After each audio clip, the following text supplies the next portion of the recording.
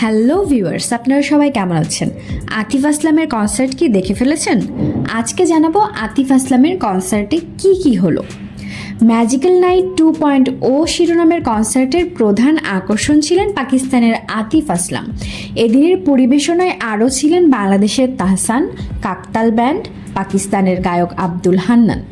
আয়োজকেরা জানিয়েছিল বেশ কদিন আগে থেকেই কনসার্টের সব টিকিট বিক্রি হয়ে গেছে।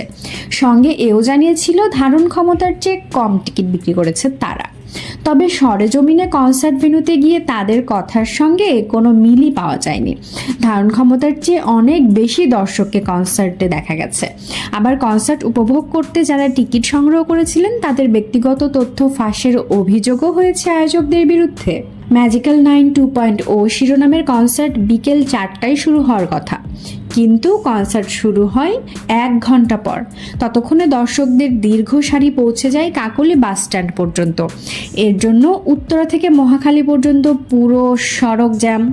ট্রাফিক নিয়ন্ত্রণে বেশ বেগ পেতে হয় পুলিশ কর্মকর্তাদের। একের অধিক দর্শকদের লাইনের সঙ্গে টিকিট ছাড়া মানুষের কনসার্টে ঢোকার চেষ্টায় পুরো রাস্তা স্থবির হয়ে যায়। এর সঙ্গে পার্কিং ব্যবস্থা না থাকায় স্টেডিয়ামের সামনে বিশাল জটলা তৈরি হয়। লাইনগুলো ঠিক রাখলে এই অবস্থা হতো না। আতিফ আসলাম যখন মঞ্চে ওঠেন তখন রাত 8:45। ওঠার পরই লোডশেডিং। তিনি 20 মিনিট পর গাওয়া শুরু করেন। একটানা গাইলেন 3 ঘন্টা।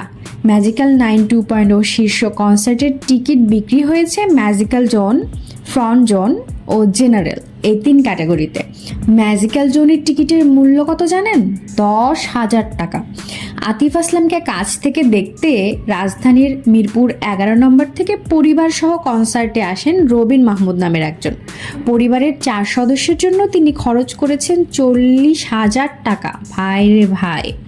কিন্তু মঞ্চের সামনে নিরাপত্তা রক্ষী থেকে শুরু করে স্বেচ্ছাসেবক ও দাঁড়িয়ে থাকা দর্শকদের কারণে চেয়ারে বসে কিছুই দেখতে পারেননি তিনি। রাত 10:30টার দিকে তিনি বলেন টিকিট বিক্রি পর্যন্ত আয়োজকদের পাওয়া গেছে, এরপর তারা লাপাত্তা। পরিবার নিয়ে গেটে হয়রানির শিকার হয়েছি। এত টাকা খরচ করেও কিছুই দেখতে পাচ্ছি না। এই আয়োজন নিয়ে চরম বিরক্ত আমরা।